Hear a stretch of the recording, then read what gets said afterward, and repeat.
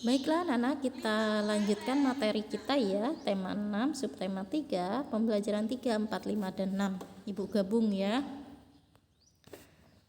Bahasa Indonesia. Di pembelajaran 3 kalian bisa sambil lihat buku temanya ya. Kemarin-kemarin kita sudah belajar tentang energi alternatif dan juga contoh-contoh dari energi alternatif ya.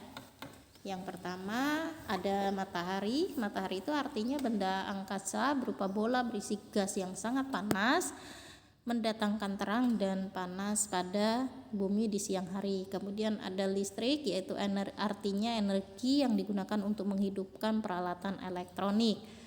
Kemudian turbin, artinya mesin yang roda penggeraknya berporos dan digerakkan oleh aliran air, uap atau udara. Kemudian minyak artinya cairan yang tidak larut dan tidak bercampur dalam air dan terasa licin apabila dipegang. Selanjutnya ada generator, artinya alat atau mesin yang digunakan untuk menghasilkan energi listrik. Kemudian biogas, gas dari pembusukan kotoran hewan. Kemudian briket, artinya blok padat mudah terbakar. Kemudian energi bayu, energi yang berasal dari angin. Kemudian ada air, yaitu artinya benda cair yang mengikuti wadahnya. Kemudian ada panel surya, artinya alat untuk mengubah energi matahari. Nah, dari beberapa energi ini yang akan kita bahas nanti adalah salah satunya adalah air, briket, dan biogas. Yuk disimak semuanya. Gerak air itu termasuk salah satu energi alternatif. Jadi semakin kuat gerak air, maka semakin besar pula energi yang dihasilkan. Gerak air ini digunakan menggunakan turbin atau kincir ya. Nah, gerakan turbin ini nanti dimanfaatkan untuk banyak hal, diantaranya untuk menghasilkan listrik dan menggerakkan mesin penggiling gandum. Air itu sangat penting bagi kehidupan makhluk hidup. Nah, makhluk hidup itu siapa aja? Ada manusia, hewan, dan juga tumbuhan. Nah, saking banyaknya penggunaan air, maka sekarang banyak air yang dijual secara kemasan ya, dimana air yang dijual kemasan itu bisa langsung kita minum. Nah, biasanya pada air kemasan atau pada kemasan yang lain ya, sebenarnya nggak cuma air aja, produk-produk yang lain pun sama ya, cuma karena ini kita sedang membahas air maka kita ambil contohnya air ya, air kemasan. Biasanya di air kemasan itu ada yang namanya tanda khusus ya, atau batas akhir atau batas waktu penggunaan air, atau yang disebut juga dengan expired ya. Biasanya tanda expirednya itu ada di kemasan itu, di plastiknya, atau biasanya juga ada di tutup botolnya. Nah, tanda expired ini artinya adalah dimana ketika sudah melebihi tanggal tersebut ya, maka air itu sudah tidak dapat digunakan. Kenapa? Karena sudah tidak baik. Biasanya kalau tetap diminum itu bisa menyebabkan keracunan. Jadi mulai besok-besok kalian kalau membeli sebuah produk itu dilihat tanda khususnya atau tanda expirednya, kira-kira sampai tanggal berapa produk tersebut bisa digunakan ya nak ya. Kemudian pemanfaatan air di pembelajaran 4 ya, silakan nanti dibuka temanya. Air itu kan merupakan unsur yang sangat penting bagi kehidupan kita ya. Jadi dalam kehidupan sehari-hari itu kita selalu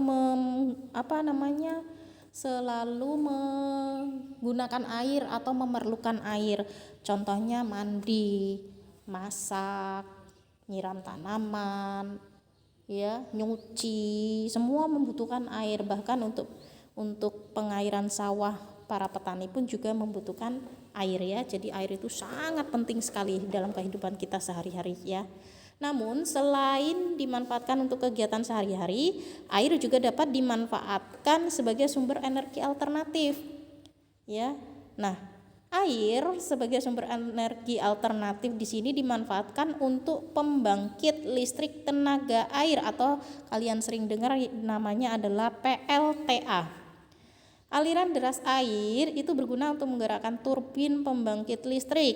Turbin itu nantinya akan menghasilkan energi alternatif untuk memenuhi kebutuhan listrik penduduk. Ada dulu itu salah satu daerah ya, yang menggunakan PLTA, yaitu di daerah Punggur, daerah sana ya. Di sana banyak teman ibu tanya, mereka ternyata menggunakan PLTA dulu, kalau sekarang sudah menggunakan PLN ya. Selanjutnya briket ya. Briket ini juga termasuk energi alternatif ya. Untuk energi alternatif itu insya Allah adalah energi-energi yang dapat diperbarui ya. Jadi briket adalah bahan bakar alternatif pengganti bahan bakar minyak atau kalian sering dengar dengan sebutan BBM. Briket ini berbentuk blok padat yang tersusun dari bahan-bahan yang mudah terbakar. Bahan utama untuk pembuatan briket ini adalah batu bara dan arang kayu. Nah, di sini yang akan Ibu bahas adalah yang menggunakan arang kayu ya, di mana yang menggunakan arang kayu ini bisa kita buat di rumah ya. Alat dan bahan yang diperlukan untuk membuat briket di rumah, yang pertama adalah batok kelapa atau bambu atau serbuk gergaji ya. Kemudian yang kedua adalah kanji. Yang ketiga adalah potongan bambu atau pipa paralon, itu setinggi 7-10 cm untuk nyetak ya, atau untuk cetakan. Kemudian yang keempat adalah korek api. Nah, kanji di sini tuh sejenis tepung aci itu ya Nak ya, untuk nanti fungsinya untuk perekat. Cara kerja membuat briket, yang pertama adalah siapkan bahan yang akan dijadikan briket. Contoh tadi bambu, serbuk gergaji atau batok kelapa. Batok kelapa itu adalah tempurung kelapa ya, kalau kalian nggak tahu batok kelapa. Kemudian yang kedua, keringkan bahan tersebut sampai benar-benar kering. Kemudian bakar ya, setelah kering bakar di dalam tempat khusus sampai berbentuk arang. Nah, hasil pembakarannya nanti berupa arang atau serbuk arang ditumbuk halus, kemudian disaring atau diayak. Nah, hasil saringan ini kemudian dicampur dengan adonan kanji secukupnya. Nah, kanji di sini fungsinya adalah sebagai perekat. Kemudian adonan dicetak menggunakan potongan bambu, bisa juga menggunakan pipa paralon ukuran sedang. Nah, saat dimasukkan itu adonan arang tadi harus sambil dipadatkan ya, supaya dia padat. Nah, tahap terakhir adalah pengeringan. Nah, untuk pengeringan ini dilakukan untuk mengurangi kadar air, dan untuk pengeringan itu biasanya memakan banyak waktu ya, tergantung dari terik matahari pada saat itu. Briket itu memiliki beberapa kelebihan dibandingkan bahan bakar minyak ya. Salah satunya dapat mengurangi pencemaran akibat bahan bakar fosil. Kemudian briket mudah terbakar namun briket tidak cepat habis. Kemudian menggunakan briket merupakan salah satu cara menghemat bahan bakar. Selanjutnya biogas ada di pembelajaran 6 ya.